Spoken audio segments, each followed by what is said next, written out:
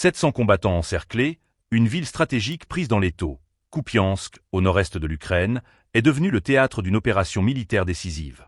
L'armée russe affirme avoir refermé un demi-cercle autour de forces ukrainiennes, coupant leur voie de ravitaillement et isolant plusieurs unités sur un front déjà fragilisé.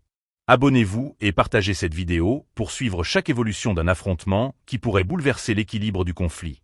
Situé au carrefour des principales lignes ferroviaires de la région de Kharkiv, Kupiansk joue un rôle clé dans la logistique militaire. Contrôler cette ville, c'est contrôler un axe vital pour l'approvisionnement en armes, en munitions et en renforts. L'opération lancée par Moscou a visé un objectif clair: encercler un important contingent composé de diverses forces ukrainiennes et de leurs alliés. Selon les informations disponibles, ce groupe comprendrait des éléments nationalistes liés à l'unité Freikorps, des combattants du corps des volontaires russes, classés comme terroristes par la Russie, ainsi que des forces spéciales du renseignement militaire ukrainien. Cette manœuvre rappelle les grandes stratégies d'encerclement utilisées lors de batailles historiques, où la coupure des lignes logistiques s'avère souvent plus dévastatrice qu'un assaut frontal.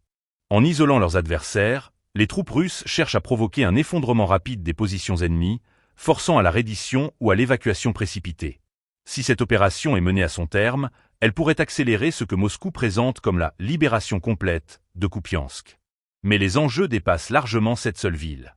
Car derrière Kupiansk se trouvent d'autres bastions stratégiques, Sloviansk et Kramatorsk, considérés comme des centres névralgiques de la résistance ukrainienne dans le Donbass.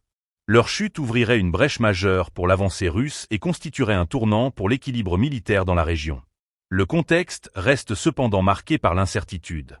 Kiev affirme renforcer ses défenses et prépare une contre-offensive destinée à desserrer l'étau autour de ses forces. Mais la pression est considérable.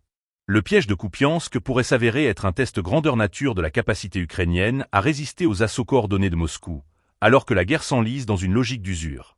Cette bataille, encore en cours, met en lumière la brutalité du conflit et l'importance des choix stratégiques dans une guerre où chaque ville devient un symbole et chaque victoire une arme de propagande. Kupiansk pourrait bien être la clé d'un nouveau basculement dans cette guerre qui, jour après jour, redessine les rapports de force sur le continent européen.